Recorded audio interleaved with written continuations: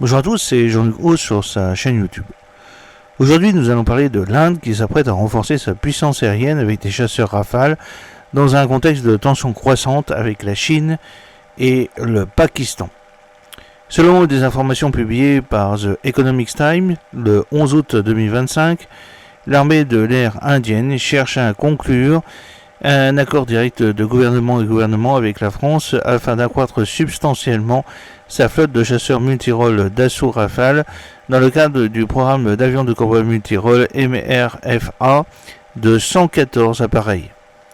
L'armée se prépare à soumettre une acceptation de nécessité AON au Conseil d'acquisition de la défense d'ici 1 à 2 mois, soulignant qu'un accord direct d'État à État accélérera les délais de livraison et réduira les coûts d'approvisionnement par rapport à un nouvel appel d'offres mondial.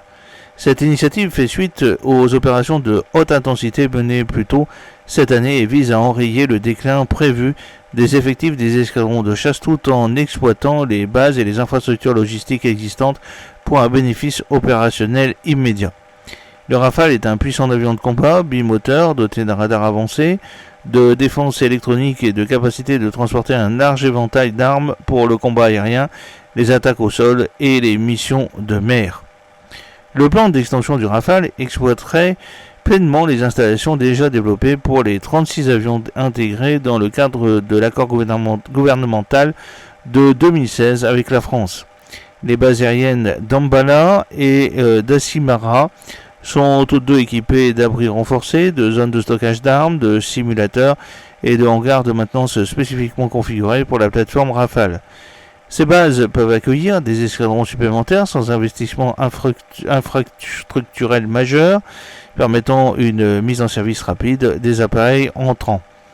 L'acquisition parallèle par la marine indienne de 26 chasseurs Rafale M embarqués, approuvée en avril et dont les livraisons sont prévues au cours de la prochaine décennie, permettra une uniformisation de la formation, de la maintenance des armes et des pièces de rechange au sein de l'armée de l'air et de la marine, rationalisant ainsi la logistique et renforçant l'interopérabilité des forces interarmées.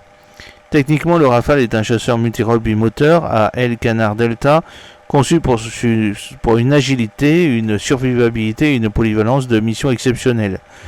Sa cellule intègre une forte proportion de matériaux composites afin de réduire le poids et la surface efficace radar, tandis que la configuration aérodynamique associe une grande aile delta à des plans avant rapprochés pour offrir une portance élevée et une manœuvrabilité supérieure, surtout le domaine de vol.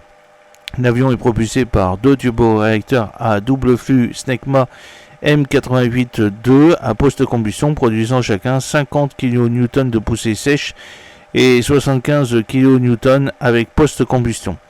Cette configuration du groupe motopropulseur confère au Rafale un rapport poussée-poids proche de l'unité en conditions de vol, permettant des manœuvres à haute énergie, une croisière supersonique soutenue à Mach 1.4 sans post-combustion et une vitesse de croisière maximale à Mach 1.8.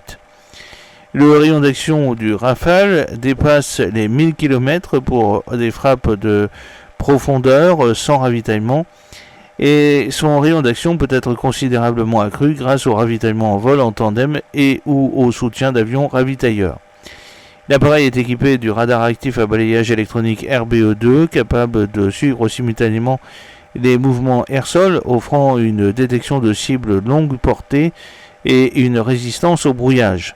Il embarque également le capteur infrarouge de recherche et de poursuite optique optronique de secteur frontal, l'OSF, pour la détection et l'identification passive des cibles aériennes. La suite de guerre électronique Spectra, entièrement intégrée, intègre des récepteurs d'alerte radar, des avertisseurs d'approche de missiles, des récepteurs d'alerte laser, un brouillage actif de balayage électronique et des leurres remorqués, conférant au Rafale une grande survivabilité dans des environnements à forte menace. En termes d'armement, le Rafale est équipé d'un canon interne GIAT 30-719B de 30 mm et peut embarquer jusqu'à 9,5 tonnes de munitions externes sur 14 points d'emport.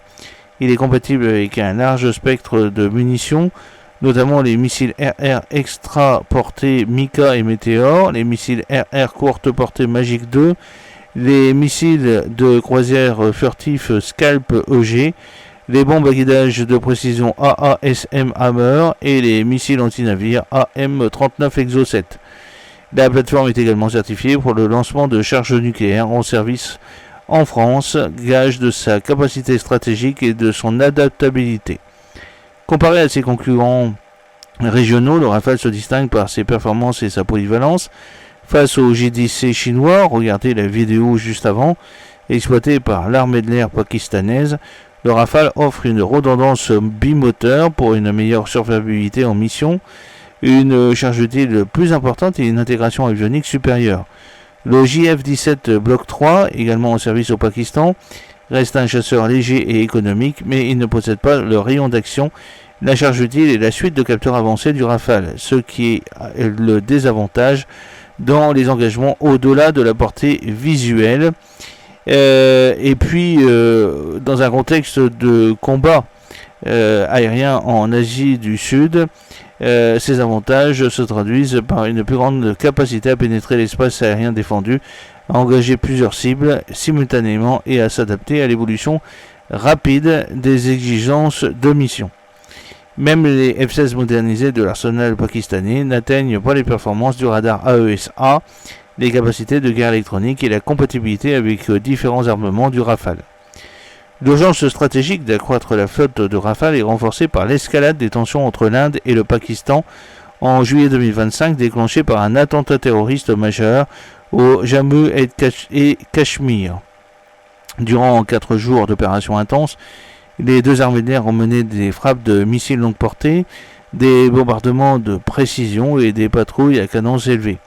Le Rafale a joué un rôle de premier plan dans les missions de frappe en profondeur contre des cibles stratégiques, notamment pour interdire les lignes de ravitaillement ennemies et de supprimer les défenses aériennes. Le Pakistan a affirmé qu'un Rafale indien avait été abattu par un missile RR longue portée PL-15 lancé par un J-10C, bien que l'Inde ait fermement nié cette perte.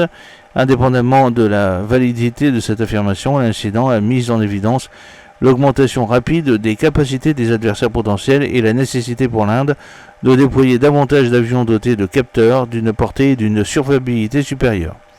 Sur le plan opérationnel, le Rafale offre à l'IAF une véritable capacité omni-rôle. Un seul appareil peut effectuer un balayage de supériorité aérienne, des frappes de précision contre des cibles renforcées, des opérations d'interdiction maritime et des reconnaissances, le tout dans le cadre d'une même mission si nécessaire. La fusion avancée des capteurs de l'appareil permet aux pilotes de traiter et de partager une image complète de l'espace de combat en temps réel, permettant ainsi des opérations réseau centrées aux côtés d'autres plateformes telles que le Sukhoi 30 MKI, le Tejas MK1A et le futur AMCA. La suite Spectra améliore considérablement la survivabilité dans des environnements à haut risque en détectant, classant et contrecarrant les radars, les missiles ennemis avant leur lancement. Sa capacité à opérer à la fois depuis les bases aériennes bien équipées et des positions de déploiement avancées, combinée à sa compatibilité avec les armes standards de l'OTAN et spécifiques à l'Inde, lui confère une adaptabilité exceptionnelle au scénario opérationnel sur 2 fronts. Pour l'IAF, l'expansion de la flotte de Rafale, par le biais d'un accord direct entre gouvernements, offre des avantages tactiques et stratégiques immédiats.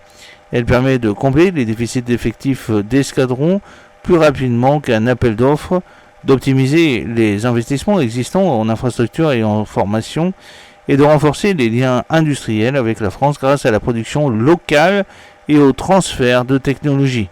La combinaison de capacités opérationnelles, d'efficacité logistique et de partenariat industriel fait du Rafale un pilier central de la stratégie indienne visant à maintenir sa domination aérienne et une dissuasion crédible dans la région.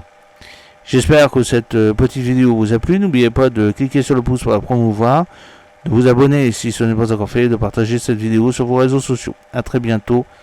Fidèlement, Jean-Luc Haut.